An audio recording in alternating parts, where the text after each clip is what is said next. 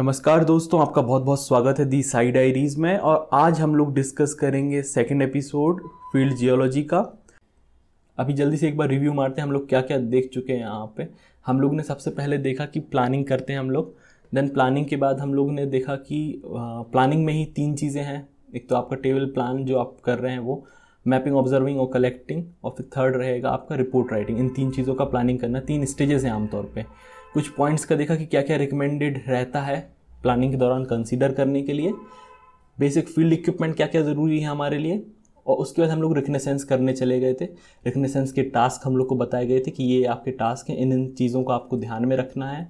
फिर रिकनेसेंस करके हम लोग आए बेस कैंप पे। अब हम लोग को फील्ड के लिए तैयार होना है, प्रॉपर फील्ड के लिए। और उसके लिए हम लोग को क्या क्या ज़रूरत है उन चीज़ों की हमने अभी जस्ट डिस्कस किया। और अब हम लोग फील्ड पहुंच गए हैं। फील्ड में हमारा क्या काम है? फील्ड में हमारा काम रहेगा मेनली उस एरिया की, उस टेरेन का जियोलॉजी को समझना, उसके बारे में ऑब्जर्वेशंस लेना।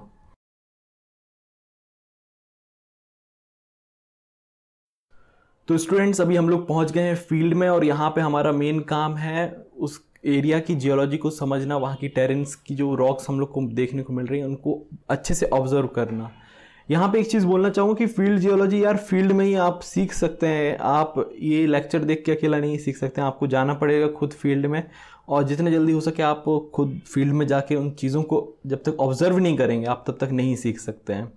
तो फील्ड में आप पहुंच गए, आपने वहाँ पे स्टडीज़ स्टार्ट कर दी, ऑब्जर्व करना शुरू कर दिया है आपने रॉक्स को।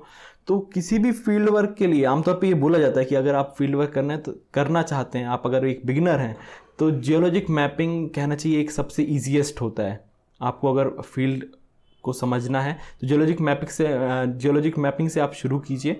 और आमतौर पे इसलिए भी ईजी होता है क्योंकि हम लोग सिंपल कॉन्सेप्ट का यूज़ करके मैपिंग को करते हैं। आप इसको ब्लैंक शीट पे भी कर सकते हैं, या फिर आप एज अ टोपो शीट को as a base map use कर सकते हैं, या फिर आप एरियल फोटोग्राफ्स वगैरह अगर अवेलेबल हैं उस एरिया की तो आप उसको भी as a base map use कर सकते हैं। तो आमतौर पे क्या करते हैं बच्चे कि आप टोपो शीट ही लेते हैं और उस पर हम लोग एक ट्रैवर्स के लॉन्ग जा रहे हैं तो वहाँ पे जो जो फीचर्स को मिल रहे हैं आप उस पर वो प्लॉट करते जाते हैं जियोलॉजिक मैपिंग के दौरान। तो आप रिकनेसेंस कर चुके हैं तो आपको पता होगा कि कहाँ कहाँ पर रॉक एक्सपोज्ड है या फिर कहाँ कहाँ पे हमको सीक्वेंसेस मिल सकती हैं। तो आपको वहाँ से ही स्टार्ट करना चाहिए मैपिंग को। और जैसे जैसे आप किसी भी आउटक्रॉप पे या फिर किसी स्पॉट पे पहुंच रहे हैं, आप वहाँ पे ऑब्जर्वेशंस ले रहे हैं, तो उस चीज़ को, उस पोजीशन को एग्जैक्टली आप मार्क कीजिए। आपका जो भी बेस मैप वगैरह आप लेके जा रहे हैं उस पर एग्जैक्टली उसको मार्क कीजिए। साथ ही साथ अपने जो आपका फील्ड नोटबुक है वहाँ पे प्रॉपर नंबरिंग दीजिए कि किस आप स्पॉट पर हैं, वहाँ पर क्या क्या ऑब्जर्वेशंस नोट कर रहे हैं। तो ये आपको पैरेलली करते जाना है फील्ड में। उदाहरण के तौर पर आप एक स्पॉट पर हैं, वहाँ पर आपने एक स्ट्रक्चरल डेटा लिया, एक आप बैट डिपिंग बैट है वहाँ का स्ट्राइक और डिप डायरेक्शन, उसका डिप डायरेक्शन, डिप अमाउंट लिया। तो आप ये उसको जो मैप सिंबल्स हैं, जनरल मैप सिंबल्स है, उसको भी आपको पता होना चाहिए फील्ड में। उसकी हेल्प से आप तुरंत आपका जो मैप है उस पर उस सिंबल को प्लॉट करके वहाँ पे ही डाटा को लिख दीजिए। और उस सेम डाटा को फिर कॉपी में लिखने का ज़रूरत नहीं है। आप जितना समय बचा सकते हैं फील्ड में, क्योंकि बाकी ऑब्जर्वेशंस आपको लेना होगा। तो जो डुप्लीकेट काम करते हैं ना, मतलब एक बार मैप पे भी कर दिया दिखाने के लिए, कॉपी में भी कर रहे हैं, ये सब ना करें, टाइम वेस्ट होता है इससे। तो आप मैप पे अच्छे से वहाँ पे पॉइंट कर दीजिए उस डेटा को, या फिर आपको कोई लिथोलॉजिक कॉन्टैक्ट मिल रहा है तो उस कॉन्टैक्ट को डेफिनेट सिंबल के साथ मैप पे मार्क कर सकते हैं आप। अगर आपको कोई फॉसिल्स वहाँ पे मिल रहे हैं तो उस फॉसिल्स को तुरंत आप प्रॉपरली उसको कलेक्ट कीजिए, कोशिश करें कि वो टूटे ना फॉसिल। और उस एरिया के बारे में आप अपने फील्ड ऑब्जर्वेशंस में लिख सकते हैं कि किस टाइप से आपको कौन कौन सा फॉसिल वहाँ पे मिला है। और अगर आप फ़ोटो लेना चाहते हैं, हो सकता है कई बार ये होता है कि अच्छा फॉसिल है आप, लेकिन आपको पता है कि आप उसको अगर निकालने की कोशिश करेंगे हो सकता है वो टूट जाए। तो एक यहाँ पे रिक्वेस्ट है, आप कोशिश करें कि उसको वैसे ही छोड़ दें, क्योंकि वो आपके जो अपकमिंग बैचेस होंगे उनके लिए शायद वो कहना चाहिए एक अच्छा स्पॉट की तरह बिहेव करेगा, उनके लिए एक आइडियल लोकेशन रहेगा उस चीज़ को समझने के लिए। क्योंकि बाय द वे आप अगर निकालेंगे वो कंफर्म है वो टूट जाएगा। कई बार ऐसा होता है, इवन हम लोग भी जब फील्ड करते थे तो ऐसा कई बार देखा गया है कि सैंपल को निकालने के चक्कर में उसको डिस्ट्रॉय कर दिया, तो बाद में बहुत बुरा लगता है। तो एक अच्छे जियोलॉजिस्ट का यही एटीट्यूड होना चाहिए कि अगर नहीं निकल रहा है तो उसको वहाँ पे ही गिव अप कर दीजिए, उस सैंपल को नहीं निकालिए, क्योंकि बाद में कोई आके उसको स्टडी कर सकता है। तो वहाँ पे आप उस केस में फ़ोटो ले सकते हैं उस फॉसिल का। फ़ोटो में देखिए दो चीज़ों का काफ़ी ज़्यादा ज़रूरी है। एक तो स्केल, आपका स्केल के लिए नॉर्मली कॉइन रखते हैं हम लोग, और दूसरा आपको फ़ोटो किस एंगल से ले रहे हैं। इस चीज़ का कई बार हम लोग ओवरलुक कर देते हैं। कोशिश करिए कि जो आप कॉइन रख रहे हैं उसके परपेंडिकुलर ही आपका कैमरा का लेंस हो, तो इससे जो कॉइन है उसको डिस्टॉर्शन नहीं आएगा। पता चला आप कॉइन रख दिए और फिर टेढ़ा फ़ोटो ले रहे हैं, ऊपर से फ़ोटो ले रहे हैं। अगर आपका प्रोफाइल सेक्शन में दिख रहा है आपको फॉसिल, आपने कॉइन रखा वहाँ पे और फिर ऊपर से खड़े होकर फ़ोटो ले रहे हैं, तो थोड़ा कष्ट कीजिए वहाँ पे, थोड़ा झुक के फ़ोटो लीजिए ताकि फ़ोटो सही आए, स्केल वहाँ पे मेंटेन रहे, डिस्टॉर्शन ना हो। दूसरा चीज़ है आपको ओरिएंटेशन। फॉसिल के केस में तो इतना ज़रूरी नहीं रहेगा, लेकिन आप स्ट्रक्चरल डेटा अगर आप ले रहे हैं किसी आउटक्रॉप का, तो वहाँ पे ओरिएंटेशन बहुत ज़रूरी है मार्क करना। आप जिस भी डायरेक्शन का फ़ोटो ले रहे हैं तो आपका किस साइड कौन सा डायरेक्शन है वो उस पर प्रॉपरली मार्क होना चाहिए। सबसे इजी वे है, आपके पास अगर कुछ टेप वगैरह है, जैसे हम लोग इक्विपमेंट्स में बात किए थे, टेप की हेल्प से आप कर सकते हैं। अदरवाइज़ हैमर का जो पॉइंटेड एंड होता है या फिर जो चिसल वाला एंड होता है, उसको आप एक डायरेक्शन में रख सकते हैं, उस पर आप लिख सकते हैं। आप जो एडेसिव टेप है आपके साथ, उसके हेल्प से उस पर एक पॉइंट मार्क कर सकते हैं और फिर उसको रख के फ़ोटो ले सकते हैं। तो ये दो चीज़ें आपको ध्यान रखनी है जब भी आप किसी भी आउटक्रॉप में फ़ोटो लेते हैं। इसके अलावा एक चीज़ और आप लोग कर सकते हैं, जनरली ये देखा जाता है कि जो भी आप आउटक्रॉप पे हैं उसके आसपास का आप एरिया के बारे में कुछ लिख सकते हैं। अगर जैसे वहाँ पे कोई कहना चाहिए कुआं है वहाँ पे कोई, या फिर कोई घर वगैरह है जो परमानेंट स्ट्रक्चर है कोई वहाँ पर, तो उसके बारे में थोड़ा बहुत आप लिख सकते हैं, ताकि आप जब फील्ड कैंप में जाके आप उस लोकेशन के बारे में पढ़ेंगे तो आपको एक आइडिया रहेगा कि हाँ, ये आपको याद आ जाएगा कि इस एरिया में मैं गया था। तो ये सब चीज़ें आइडियली करना चाहिए। ऐसा आप जितना ज़्यादा ऑब्जर्वेशंस को आप लिख सकते हैं, लिखिए फील्ड में। बात करें जियोलॉजिक नोट्स की, वैसे अभी हम लोग वैसे डिस्कस करते आ ही रहे हैं, तो ये स्लाइड उसी के ऊपर पूरा एम्फेसिस डालती है कि कैसे हम लोग को फील्ड नोट्स लेने चाहिए, जियोलॉजिक नोट्स लेने चाहिए फील्ड में।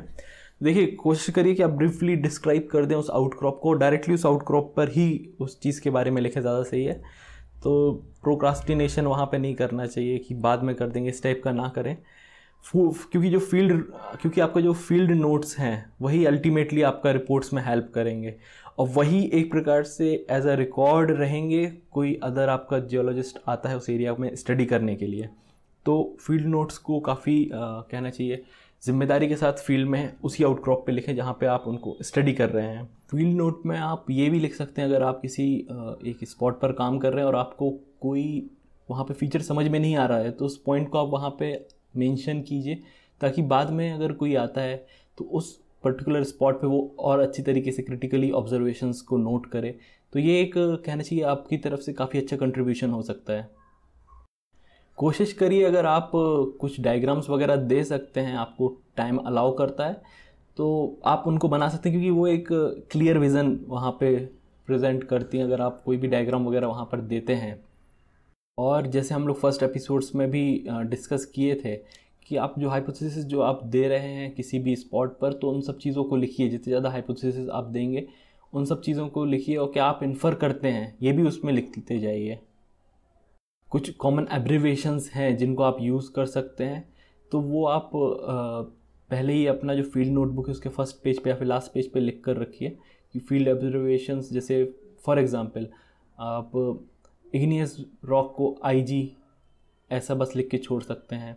तो ये एब्रीविएशंस जो आपके हैं उनको आप पहले ही मेंशन कर दीजिए, ताकि और कोई थर्ड पर्सन आपका फील्ड नोट पढ़े तो उसको ये पता रहे।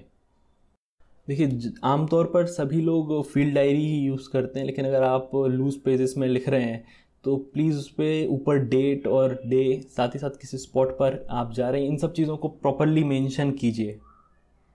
सभी का अपना अपना स्टाइल होता है नोट्स लिखने का, लेकिन एक टेम्पलेट आप बना के रख सकते हैं कि इस टाइप से ही नोट करना है। जैसे राइट साइड में मार्जिन खींच के रखेंगे तो उसमें आप कुछ फॉसिल्स वगैरह या फिर कुछ स्पेशल वहाँ पे आपको मिल रहा है ऑब्जर्वेशन, तो उसको आप वहाँ पे मार्क कर देंगे। लेफ़्ट साइड के मार्जिन में आप स्पॉट नंबर वगैरह लिखेंगे, टॉप मार्जिन्स पे आप टाइम और डेट लिख सकते हैं। तो ऐसा एक टेम्पलेट आप अपना पर्सनल बना के रख सकते हैं, जिसे आप through out your field work follow करेंगे। और जब आप फील्ड नोटबुक लेकर आते हैं कैंप में, तो कोशिश करिए कि आप शाम को उनको फिर से रिव्यू करें, और वहाँ पे उस दिन का समरी को आप फिर से लिख सकते हैं। तो ये इस प्रकार से आप फील्ड में नोट्स लेने का जो सिलसिला है उसको आप पूरा कर सकते हैं। और फाइनल टिप, फील्ड में ही भाई जितना हो सके उतना ज़्यादा ऑब्जर्वेशन ले लीजिए। उस एरिया को रिविज़िट करने से काफ़ी ज़्यादा सही है। तो ऑब्जर्वेशंस अच्छे से लीजिए फील्ड में। इसके अलावा कुछ स्पेसिफिक डिस्क्रिप्शंस होते हैं जो हम लोग को नोट्स में एंटर करने होते हैं। वो डिपेंड करता है आप किस यूनिट पे काम कर रहे हैं। अगर आप स्ट्रक्चर यूनिट पे कर रहे हैं तो उसमें आपको एक अलग तरीके से डिस्क्रिप्शंस को एंटर करना होगा।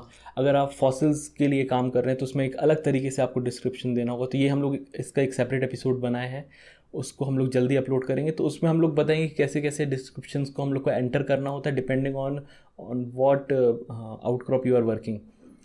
ओके, तो इसके अलावा आप आउटक्रॉप पे हैं, आपने नोट्स वगैरह ले लिया है, आप फील्ड में आपको सैम्पल्स भी कलेक्ट करने होते हैं। तो कुछ उससे रिलेटेड यहाँ पर डिस्कस करेंगे अभी हम लोग कि हम अगर रॉक सैम्पल्स को कलेक्ट करते हैं तो उसमें क्या क्या सावधानी हम लोग को बरतनी चाहिए। और फॉसिल्स को कलेक्ट करने का एक सेपरेट पूरा मॉड्यूल है जिसमें हम केवल पैलेंटोलॉजी का जो फील्ड वर्क है उसको हम लोग डिस्कस करेंगे। तो उसमें जो फॉसिल का कलेक्शन है उसमें क्या क्या चीज़ें हम लोग को ध्यान रखनी होगी, तो वो वाला पोर्शन हम वहाँ पे कवर करेंगे। तो यहाँ पे हम लोग केवल रॉक का कवर करेंगे आज। एक बात तो है, अगर अच्छे से फील्ड में ऑब्जर्वेशंस करेंगे, आप लिथोलॉजिक डिस्क्रिप्शंस लिखेंगे तो आपको रॉक सैंपल्स की उतनी ज़रूरत नहीं होगी। लेकिन कई बार हम लोग का ऑब्जेक्टिव, फॉर एग्जांपल आपका ऑब्जेक्टिव पेट्रोग्राफी करना है उस रॉक सैंपल की, तो उस केस में हम लोग को सैंपल्स कलेक्ट करने पड़ते हैं। और ये भी हो सकता है कि आप फील्ड में उसको आइडेंटिफाई नहीं कर पाएँ, तो उस केस में भी आपको रॉक सैंपल कलेक्ट करने की नौबत आ सकती है। क्योंकि आप कैंप में लेके आएंगे उन सैंपल्स को, हो सकता है वहाँ पे और एक्सपीरियंस जियोलॉजिस्ट हों, तो आप उनकी मदद से उस स्पेसिमेन को आइडेंटिफाई कर सकते हैं। और ये आमतौर पर होता है। तो ये हम लोग को कैसे रॉक सैंपल कलेक्ट करना है वो हम लोग देखते हैं। आप कुछ कुछ सैंपल्स में हम लोग को आइडेंटिफाई करना है। फॉर एग्जांपल कैल्साइट और डोलोमाइट में अंतर करना है, तो उस केस में भी सैंपल्स को लैब में लाना काफ़ी ज़रूरी रह जाता है। और हो सकता है अगर आप टीम में काम कर रहे हैं तो आपके फॉर एग्जांपल कुछ आपके टीममेट्स किसी और एरिया में काम कर रहे हैं, एडजॉइनिंग एरिया में काम कर रहे हैं उस पर्टिकुलर फील्ड प्रोजेक्ट से, तो उस केस में आपको सैंपल्स को कोरिलेट करने में भी हेल्प होती है, स्टैंडर्डाइज करने में हेल्प होती है। तो इसलिए भी फील्ड सैंपल्स कलेक्ट करना ज़रूरी होता है। अगर आप अकेले भी काम कर रहे हैं तो उस केस में भी आपको कंपेयर करने के लिए, डिफरेंट पार्ट्स में कंपेयर करने के लिए ज़रूरी होगा फील्ड सैंपल्स को कलेक्ट करना। क्योंकि फाइनल रिपोर्ट में आप जब एरिया का डेटा देंगे तो वहाँ पे आपको एक पूरा प्लानिंग के साथ देना पड़ेगा। तो उस केस में आपको रॉक सैंपल्स की काफ़ी ज़्यादा ज़रूरत होगी। तो इसलिए ज़रूरी है रॉक सैंपल्स को फील्ड से लेके आना। देखिए, यहाँ पर एक काफ़ी ज़रूरी बात यह है कि इतना बस इम्पॉर्टेंट नहीं है कि आप सैंपल कोई भी आउटक्रॉप से उठा के लेके आ गए। It should be a representative sample of that particular unit. Representative sample होना चाहिए। और इसीलिए सैम्पलिंग का कॉन्सेप्ट यहाँ पर इंट्रोड्यूस करना पड़ता है कि अगर आपको सैम्पलिंग अगर अच्छे से नहीं आता है तो आप हो सकता है कि गलत सैंपल को फील्ड से लेके आ जाए, और जो कि आपका सैंपल किसी काम का नहीं है।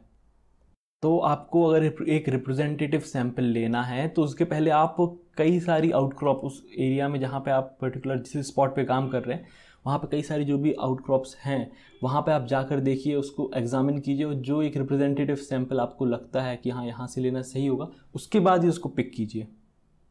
ये डिपेंड इस पर भी करता है कि आपका वहाँ पे जो वेरिएशन है रॉक्स का वो कैसा है। अगर मान लीजिए वेरिएबल रॉक्स हैं वहाँ पर, तो एक अगर आप स्मॉल सैम्पल्स का स्यूट अगर आप कलेक्ट करते हैं प्रिंसिपल टाइप्स का, तो वो ज़्यादा सही होगा, एक कहना चाहिए एक एवरेज स्पेसिमेन के तुलना में।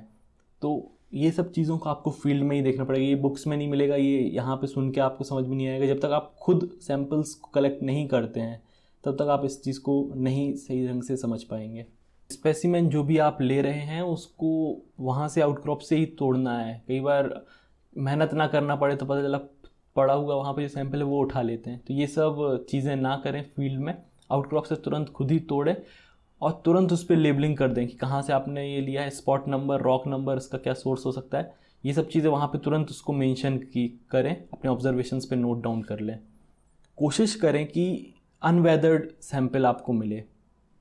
ये इसलिए ज़रूरी है, अगर आप फॉर एग्ज़ाम्पल आप सेडिमेंट्री टेरेन में हैं और आपने एक वेदर्ड सैंड स्टोन को ले लिया, आप जब उसका स्लाइड बनाएंगे तो पूरा जो सैंड है वो आपका वहाँ से निकल जाएगा, स्लाइड में आपको कुछ नहीं बचेगा, बस ग्लास रह जाएगा। तो आप पेट्रोग्राफी नहीं कर पाएंगे उस केस में। ओके, तो इन सब चीज़ों का भी ध्यान लेना है। आइडियली देखा जाए अनवेदर्ड और वेदर्ड दोनों का अगर आप इस टाइप का सैंपल अगर मिलता है तो काफ़ी सही, क्योंकि आप उसमें जो वेदरिंग हो रहा है, क्या क्या नया मिनरल्स बन रहा है, उन सब का भी स्टडी कर सकते हैं। लेकिन आमतौर पे ऐसा मिल नहीं पाता है जनरली, तो कोशिश करें कि अनवेदर्ड सैंपल अगर आप ले सकते हैं तो बहुत बढ़िया बात है। बात करें साइज़ की, तो साइज़ भाई वेरी करता है आपका कितना ग्रेन साइज़ है उस रॉक का और होमोजिनिटी कैसी है रॉक की। अगर आप कॉन्ग्लोमरेट लेंगे तो साइज़ बड़ा लेना पड़ेगा, क्योंकि उतना ज़्यादा होमोजीनियस नहीं है, ग्रेन साइज़ भी काफ़ी बड़ा है। सैंडस्टोन की बात करें तो होमोजीनियस है बहुत अच्छी तरीके से, ग्रेन साइज़ आपका 2 to 1/16 mm के बीच में है सैंड का। तो आप उसमें एक स्टैंडर्ड साइज़ है जो उसको आप ले सकते हैं। उस केस में स्टैंडर्ड साइज़ क्या होता है, 3/4/1 इंच, ये जो आपका स्टैंडर्ड साइज़ माना जाता है। तो अभी जब आपका जो आपका ग्रेन साइज़ है वो 1/16 इंच से छोटा हो, उस केस में 3/4/1 इंच का सैंपल एडिक्वेट माना जाता है जनरली। और आपका जो ग्रेन साइज़ है वो अगर 1/8 इंच है तो आप इसका जस्ट डबल 3/4/1 का डबल लेना है, मतलब 6/8/2 इस टाइप का सैंपल आप ले सकते हैं। तो ये आपको खुद डिसाइड करना पड़ेगा फील्ड में। अगर आप किसी स्ट्रक्चर को लेके जाना चाहते हैं कैंप में, फॉर एग्जांपल आप थिन बेड्स वगैरह दिखाना चाहते हैं, या फिर प्राइमरी इग्नियस लेयर्स वगैरह वहाँ पे दिख रहा है, या फिर एक कहना चाहिए कोई वेन वगैरह है उसको आप लेके जाना चाहते हैं, तो आपको जो रॉक सैंपल है उसका साइज़ थोड़ा बड़ा लेना चाहिए ताकि वो एक होमोजेनिटी को शो कर पाए। अगर आप किसी स्ट्रक्चरल डेटा को प्रिजर्व करके लेके जाना चाहते हैं तो उस केस में ओरिएंटेड सैंपल्स को कलेक्ट करना होता है। तो ओरिएंटेड सैंपल्स और बाकी सैंपल्स से रिलेटेड सैम्पलिंग का एक अलग से एपिसोड रहेगा जिसमें हम लोग केवल सैम्पलिंग को ही डिस्कस करेंगे और डिटेल्ड में। तो उसमें आपको बताया जाएगा कि ओरिएंटेड सैंपल को कैसे कलेक्ट करना पड़ता है। और सबसे ज़्यादा इम्पॉर्टेंट कहना चाहिए, जो आपका फील्ड रिलेटेड जो आपका सेफ्टी गियर्स हैं, वो हैमरिंग के वक्त आपको ध्यान रखना है कि आपके आसपास कोई ना रहे, जिस डायरेक्शन में आप कर रहे हैं एटलीस्ट उसके अपोजिट में ना रहे, है ना। आसपास ही ना रहे तो ज़्यादा से ही प्रिडिक्ट नहीं कर सकते कि किस डायरेक्शन में आपका जो चिप्स हैं किसी हार्ड रॉक से निकल के किसी को हर्ट कर सकती हैं। और आपका जो प्रोटेक्टिव ग्लासेस हैं वो आपको पहनना चाहिए। ये सब कुछ कुछ चीज़ें हैं सैम्पलिंग के लिए इम्पॉर्टेंट। जब भी रॉक सैंपल को हम लोग कलेक्ट करते हैं, रॉक सैंपल को लेने के बाद उसको ट्रिम ज़रूर करें, नहीं तो आप जिस पैकेट में रखेंगे वो उसको कट कर देगा और आपको भी हर्ट कर सकता है। ट्रिम करना ज़रूरी है, काफ़ी ज़रूरी रहता है रॉक सैंपल्स को, स्पेशली इग्नियस रॉक का अगर आप सैंपल ले रहे हैं उस केस में। तो ही रॉक सैंपल के कलेक्शन के रिलेटेड कुछ पॉइंट्स जो आपको याद रखने चाहिए। फॉसिल्स से रिलेटेड हम लोग जो फॉसिल्स वाला जो मॉड्यूल होगा, पैलेंटोलॉजी फील्ड वर्क का मॉड्यूल होगा, उसमें डिस्कस करेंगे। तो सैंपल आपने ले लिया है, उस पर अब कुछ जो नंबरिंग या मार्किंग करनी है उसके बारे में कुछ चीज़ें ज़रूरी आपको पता होनी चाहिए। जो भी आप नंबर मार्क कर रहे हैं किसी भी स्पेसिमेन पे, वो सेम नंबर आपका मैप पे भी मार्क होना चाहिए और आपके नोट्स में भी। ये काफ़ी ज़रूरी है, बहुत ही कहना चाहिए जिम्मेदारी के साथ इन चीज़ों को नोट करना ज़रूरी है। अदरवाइज़ आपका सैंपल पे कुछ और नंबर होगा, नोट्स में कुछ और, मैप में कुछ और फिर वो बाद में आपको प्रॉब्लम क्रिएट कर सकता है। कैसे सैंपल पे मार्किंग करना है इसके बारे में पहले ही बता चुके हैं कि आप नॉर्मली वाइटनर का यूज़ कर सकते हैं। एक कहना चाहिए सर्किल टाइप का बना दीजिए वहाँ पे, फिल्ड सर्किल। जब वो सूख जाता है तो उस पर आप लिख सकते हैं, या फिर अगर आपका डार्क कलर रॉक है तो आप डायरेक्टली मार्कर से भी उस पर नंबरिंग दे सकते हैं। ईजीएस्ट वे और देखा जाए तो आप किसी जो आपका पेजेस है छोटा सा स्लिप में नंबर लिख के उसको सैंपल के साथ रख सकते हैं और बैग में उसको फिर पुट कर सकते हैं। तो इस टाइप से आप नंबरिंग कर सकते हैं जैसा आपको अच्छा लगे। कोशिश ये करें कि जो भी नंबरिंग कर रहे हैं आप वो परमानेंट रहे, एटलीस्ट कैंप में जाने तक परमानेंट रहे। अगर आपका वेट सैंपल है तो उसको प्रॉपरली ड्राई कर लें, पेपर में उसको रैप करके फिर उसको बैग में रखें। नंबरिंग है वो आप अपना कोई भी पैटर्न फॉलो कर सकते हैं। फॉर एग्ज़ाम्पल आप डे वाइज अगर लिखना चाहते हैं, आप प्रॉपरली मेंटेन करके रखते हैं अपना जो आपका फील्ड डायरी है, तो आप उसको ऐसे लिख सकते हैं कि D1 मतलब डे 1। देन अगर आप ग्रुप में काम कर रहे हैं तो आप इनिशियल्स दे सकते हैं कि किसने वो सैंपल कलेक्ट किया है। For example the Sai diaries ने कलेक्ट किया तो वो लिख देगा Day 1 TS, दी साई डायरीज ने कलेक्ट किया है। देन लोकेशन नंबर, आपका एक लोकेशन नंबर होगा, स्पॉट नंबर जिसको बोलते हैं, जिस आउटक्रॉप पे आप कर रहे हैं उसका लिख दीजिए कि कौन सा लोकेशन है। फॉर एग्ज़ाम्पल 1 2 जो भी है। अगर उसी पर्टिकुलर एरिया से जहाँ पे आप एक जगह रुके हैं, जिस स्पॉट पे रुके हैं, वहाँ से आपने 2-3 सैंपल्स कलेक्ट किए हैं तो आप उसको A B C ऐसा लिख सकते हैं।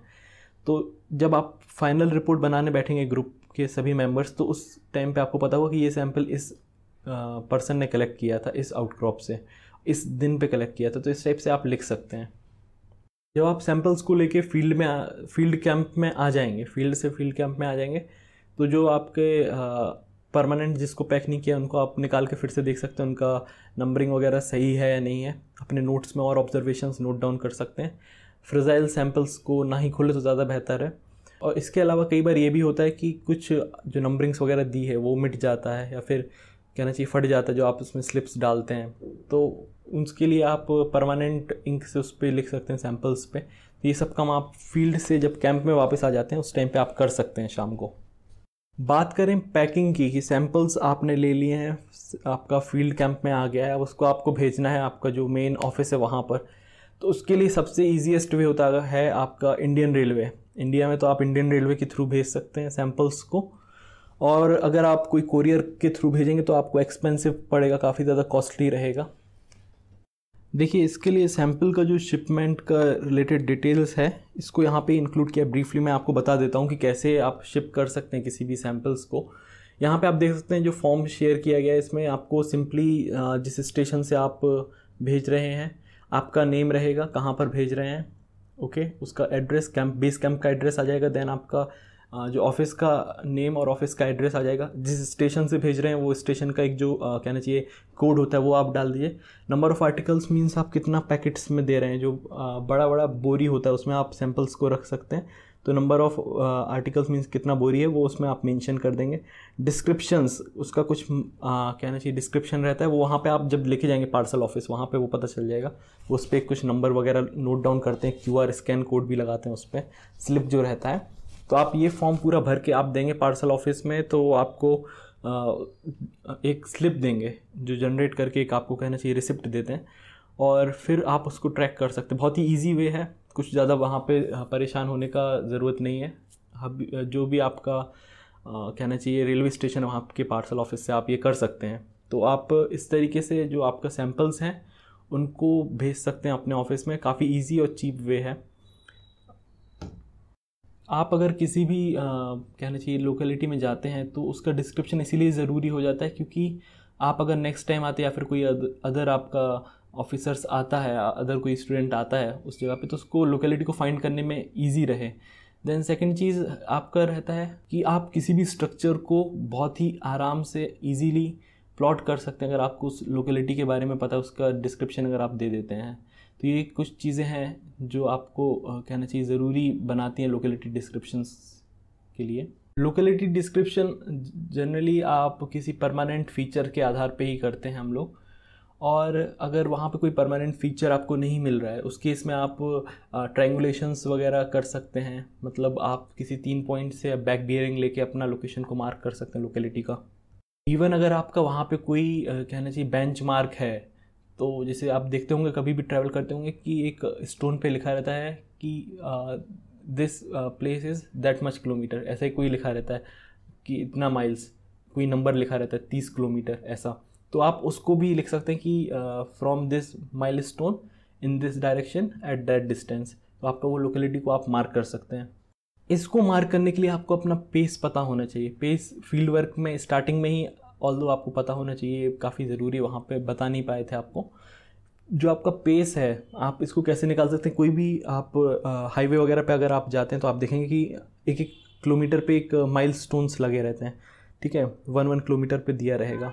तो किलोमीटर स्टोन्स से आप नॉर्मली आपका जो पेस है, जिस स्पीड से आप चलते हैं उस स्पीड से जाइए और देखिए कितना समय आपको लगता है उतना कवर करने के लिए। तो उससे आपका एक पेस रेट मिल जाएगा कि इतना आपका फुट स्टेप्स 1 किलोमीटर में आता है। तो आप वो टाइम और वो फुट स्टेप्स नोट करके रखिए। ये 2-3 बार आप करेंगे अगर सेम डिस्टेंस को, तो आपका जो पेस रेट है वो आपको क्लियर हो जाएगा कि 1 किलोमीटर में अगर आपका फॉर एग्जांपल 2000 फुट स्टेप्स आते हैं, तो आप अगर 500 फुट स्टेप्स चलें मीन्स आप समवेयर अराउंड 250 मीटर्स के अराउंड आप चल चुके हैं। तो वो डिस्टेंस के लिए काम में आएगा पेस आपका।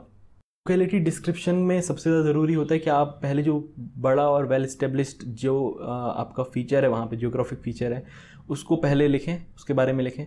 देन आपका जो स्मॉल और लोकल फीचर्स हैं उन सब के बारे में लिखें, और फिर उसके बाद आपका जो आउटक्रॉप में दिख रहा है या फिर इमीडिएट लैंडमार्क्स वगैरह हैं और फिर जो आउटक्रॉप पे दिख रहा है उन सब के बारे में लिखें। तो लोकेलिटी डिस्क्रिप्शंस के लिए इन सब चीज़ों का ध्यान रखना काफ़ी ज़्यादा ज़रूरी है। आप पूरा फील्ड वर्क करके आ चुके हैं, अब मान लीजिए आप फील्ड कैंप में आ गए, और वहाँ पे आपका क्या काम रहेगा? सबसे ज़रूरी काम है वहाँ पे आपका डाटा को ट्रांसफ़र करना होगा। अगर आप जियोफिज़िकल कोई इंस्ट्रूमेंट लेके गए हैं तो आप उसका डेटा को ट्रांसफ़र करेंगे, या फिर आप अगर जनरल फील्ड वर्क के लिए भी गए हैं, जियोलॉजिक फील्ड वर्क के लिए, तो आप कोई जो डेटा को एक्वायर किए हैं जीपीएस में, अगर आप किए हैं एक्वायर कोई भी डेटा को, तो आप उसको ट्रांसफ़र करेंगे। इसके बाद जो आपने ऑब्जर्वेशंस किए हैं उसको आप फिर से सैम्पल्स जो कलेक्ट किए हैं उनके साथ देखेंगे। साथ ही साथ आप जो सैम्पल्स को लेके आए हैं उनका और माइन्यूटली डिटेल्ड ऑब्जर्वेशंस को नोट डाउन करेंगे। नेक्स्ट डे आपका क्या प्लानिंग रहेगा, क्या क्या आप ट्रैवर्स लेंगे, उनके बारे में एक ब्रीफ लिख सकते हैं आप फील्ड कैंप में आने के बाद। और कोशिश करें अगर ट्रायल क्रॉस सेक्शंस आप बना सकते हैं, जो अभी तक आपने जितने दिन भी फील्ड किया है, तो उन सब चीज़ों को आप फील्ड कैंप में आने के बाद कर सकते हैं। और लास्ट में आप जो भी आपके उस दिन का समरी है उसको लिख सकते हैं कि यही सब चीज़ें आपका फील्ड रिपोर्ट में काम में आएगी। और सपोज़ आपने फील्ड वर्क पूरा कर लिया है, एन नंबर ऑफ़ डेज़ आप रहे हैं फील्ड में, पूरा कर लिए हैं, फील्ड कंप्लीट हो गया है। अब आपको क्या करना है? सबसे पहला आपको री एग्ज़ामिन करना है जो भी क्वेश्चनेबल थिंग्स थी उनके बारे में। आपको अपना जो हाइपोथेसिस है और आपका अगर कोई कलीग है साथ में, उनके हाइपोथेसिस को कंपेयर करना है, उसमें देखना है क्या क्या इन्फेरेंसेस निकल के आ सकते हैं। साथ ही साथ आपको क्रॉस सेक्शन लाइन को भी सिलेक्ट करना होगा, जो आप क्रॉस सेक्शन अगर आप बना रहे हैं, अगर आप जियोलॉजिकल मैपिंग के लिए गए थे। नोट्स और जो आपका समरी है उसको फिर से रिव्यू करना है फील्ड कंप्लीट होने के बाद, और एक जियोलॉजिक हिस्ट्री की आउटलाइन आपको वहाँ पे देनी पड़ेगी। साथ ही साथ आपको रेडी हो जाना पड़ेगा ऑफिस और लैब वर्क के लिए। आपने जो सैम्पल्स कलेक्ट किए हैं उनका पेट्रोग्राफी आपको करना पड़ेगा। आप जो डेटा को कलेक्ट करके गए हैं उसको आप सैटेलाइट डेटा के साथ मिला के एक कहना चाहिए पूरा इमेज को क्रिएट करना पड़ेगा, और फाइनली आपको मैप भी बनाना पड़ेगा। तो इन सब चीज़ों को आपको करना है। रिपोर्ट राइटिंग की बात करें तो जो आपने फील्ड में जो मैप और सेक्शंस बनाए हैं, जो डिस्क्रिप्शंस आपने लिए हैं, उनके बेसिस पे ही मेनली आपका रिपोर्ट राइटिंग रहेगा। और आप कोशिश करें कि ज़्यादा से ज़्यादा अच्छी तरीके से ऑर्गेनाइज़ करें अपने रिपोर्ट को। जितना ज़्यादा क्लियर होगा उतना ज़्यादा अच्छा होगा किसी थर्ड पर्सन को उस आपका रिपोर्ट को समझने के लिए, क्योंकि ये रिपोर्ट राइटिंग इसलिए ही की जाती है कि कोई भी थर्ड पर्सन अगर आ रहा है और उसको फील्ड में ना जाना पड़े और वो समझ जाए कि वहाँ पे क्या क्या स्ट्रक्चर्स हैं आपके, और किस तरीके से वहाँ पे कहना चाहिए फीचर्स हैं, उस एरिया का जियोलॉजिकल हिस्ट्री क्या रहा है। तो आप अगर अच्छे से रिपोर्ट राइटिंग करेंगे तो किसी भी थर्ड पर्सन के लिए ईजी होगा उस एरिया के बारे में जानने के लिए। और कोशिश करें कि जो आपका सेंट्रल थीम है रिपोर्ट राइटिंग का, जो आपका पर्पज़ रहा है, पूरा ऑब्जेक्टिव्स जो रहें उसके अराउंड ही रहे थीम। तो इन पॉइंट्स का याद रखें आप रिपोर्ट राइटिंग के दौरान, क्योंकि ये रिपोर्ट राइटिंग मेन आप फील्ड कंप्लीट होने के बाद ही कर पाएंगे। और इसके अलावा भी कुछ पॉइंट्स हैं जो आपको एज अ कहना चाहिए गुड लीडर या गुड फील्ड जियोलॉजिस्ट आपको फॉलो करने चाहिए। सबसे ज़्यादा ज़रूरी है कि आपका जो टीम में जो बाकी लोग हैं उन सभी को अप्रिशिएट करना चाहिए आपको। हो सके तो एक छोटा आप पार्टी भी ऑर्गेनाइज़ कर सकते हैं उन सभी के लिए जो आपके साथ फील्ड में रहे हैं। उन सभी के लिए से यहाँ पे मेरा मतलब है कि आपके साथ फील्ड में हो सकता है कि कुछ कहना चाहिए लेबर्स वगैरह भी हों, या इवन आपके ड्राइवर्स जो रहते हैं। अगर आप एक स्कूल में हैं, फॉर एग्जांपल आप अगर एक कॉलेज में हैं और वहाँ पे आप जा रहे हैं, तो आपके जो बस ड्राइवर्स वगैरह हैं या आपके साथ जो सपोर्टिंग लेबर्स वगैरह गए, उन सभी को एक पार्टी देना चाहिए। सभी टीममेट्स के साथ एक पार्टी ऑर्गेनाइज़ करनी चाहिए। और अगर आप एक यूनिवर्सिटी से हैं तो आप कोशिश करें कि रिपोर्ट को ग्रुप में सबमिट करें। उसमें होगा कि आपका म्यूचुअल अंडरस्टैंडिंग बढ़ेगा। आप फीचर्स को जो आपके कलीग्स ने सीखा है वहाँ पे, उन सभी आइडियाज़ को इंटरचेंज कर पाएंगे और आपको भी कुछ नया सीखने को मिलेगा, आपको कुछ नया सिखाने को मिलेगा। तो टीम वर्क और म्यूचुअल अंडरस्टैंडिंग के लिए काफ़ी ज़रूरी है अगर आप रिपोर्ट्स को ग्रुप में कंप्लीट करके सबमिट करते हैं। और कोशिश करें कि जो आपने जो फील्ड वर्क किया है उसमें जो आपका गुड और बैड एक्सपीरियंसेस हैं उनसे आप सीखें, और नेक्स्ट आपका जो फील्ड वर्क रहेगा उसमें उन सब चीज़ों को अप्लाई कर पाएँ। तो आज का इस मॉड्यूल में बस इतना ही। काफ़ी ज़्यादा कहना चाहिए लेंदी हो गया है मॉड्यूल, लेकिन जल्दी से एक बार रिकैप मारते हैं कि हम लोग ने क्या क्या आज डिस्कस किया। सबसे पहले हम लोग ने देखा था प्लानिंग क्या क्या होनी चाहिए, फील्ड वर्क की 3 स्टेजेस का बारे में हम लोग ने वहाँ पर डिस्कस किया था। उसके बाद हम लोग ने देखा था कि रिकमेंडेशंस क्या क्या होने चाहिए जो कंसिडर किए जाने चाहिए प्लानिंग के दौरान। फिर बेसिक एक फील्ड इक्विपमेंट्स के बारे में हमने देखा था कि क्यों वो ज़रूरी हैं, कैसे उनको यूज़ करना है। फिर आप फील्ड में जाने के पहले रिकनेसेंस करेंगे, प्रॉपर फील्ड वर्क करने के पहले रिकनेसेंस करेंगे, उसके पर्पसेस को देखा था, क्या क्या आपके टास्क होंगे रिकनेसेंस के दौरान। आप रिकनेसेंस करके आ गए हैं कैंप में, अब आपको फील्ड में प्रॉपरली फील्ड वर्क के लिए जाना है, क्या क्या उसमें प्रिपरेशन चाहिए वो हमने देखा था। फील्ड में पहुंच गए हैं आप, वहाँ पे क्या क्या आप फील्ड में काम करेंगे वो सब देखा था। नोट्स कैसे लेंगे ये हम लोग ने देखा था। डिस्क्रिप्शंस क्या क्या हो सकते हैं फील्ड में एक स्पेसिफिक यूनिट पे, मींस अगर आप स्ट्रक्चरल कर रहे हैं या फिर आप माइक्रोपेल का कर रहे हैं या फिर पैलेंटोलॉजी का कर रहे हैं, तो उन सब चीज़ों का हम लोग बताए हैं कि वो नेक्स्ट एपिसोड्स में रहेगा, description based on the different outcrops. Then उसके बाद हम लोग ने देखा कि रॉक सैंपल्स को कैसे कलेक्ट करना है उसके बारे में देखा था, और फॉसिल सैंपल्स का हम लोग बोल दिए कि नेक्स्ट जो मॉड्यूल्स रहेगा पैलेंटोलॉजी का उसमें हम लोग डिस्कस करेंगे। आपका जो रॉक सैंपल्स है कलेक्ट होने के बाद उन पे नंबरिंग कैसे करना है उसके बारे में हम लोगों ने देखा। पैकिंग कैसे करना है शिपमेंट के लिए उसके बारे में ब्रीफली डिस्कस किया, और लोकेलिटी डिस्क्रिप्शंस के बारे में हम लोगों ने जाना कि कैसे हम किसी भी आउटक्रॉप पे लोकेलिटी के बारे में डिस्क्रिप्शंस दे सकते हैं। अब हम लोग फील्ड से काम करके वापस कहना चाहिए आ गए हैं फील्ड कैंप में। फील्ड कैंप में क्या काम करना है उसके बारे में हम लोगों ने डिस्कस किया, और फील्ड पूरा आपका कहना चाहिए कंप्लीट हो गया है। तो अब आपको क्या करना है, रिविजिट करना है किसी किसी क्वेश्चनेबल थिंग्स को या सेक्शन बनाना, ये सब देखा। फिर देखा रिपोर्ट राइटिंग में हम लोगों ने किस किस तरीके से क्या क्या हम लोग डेटा की हेल्प ले सकते हैं रिपोर्ट राइटिंग में। और लास्ट में देखा कि कुछ अदर पॉइंट्स जो एक कहना चाहिए अच्छे फील्ड जियोलॉजिस्ट को फॉलो करने चाहिए उनके बारे में देखा कि पार्टी आप दे सकते हैं, एक दूसरे से सीख सकते हैं, रिपोर्ट को ग्रुप में सबमिट कर सकते हैं। तो ये सभी चीज़ें हम लोग ने देखा। अगर वीडियो अच्छा लगा है तो आप इसको लाइक कर सकते हैं और अपने बाकी फ्रेंड्स के साथ शेयर कर सकते हैं, एक पॉजिटिव और हेल्दी कंपटीशन को बढ़ावा दे सकते हैं। आज के लिए बस इतना ही, मिलेंगे नेक्स्ट एपिसोड्स में जिसमें हम लोग डिस्कस करेंगे क्या क्या हम लोग किसी स्पेसिफिक आउटक्रॉप्स पे क्या क्या डिस्क्रिप्शंस को हम लोग को नोट करना होगा फील्ड में। साथ ही साथ हम लोग देखेंगे कि सैम्पलिंग कैसे करना चाहिए, ये सभी हम देखेंगे आने वाले एपिसोड्स में। तब तक के लिए बाय बाय।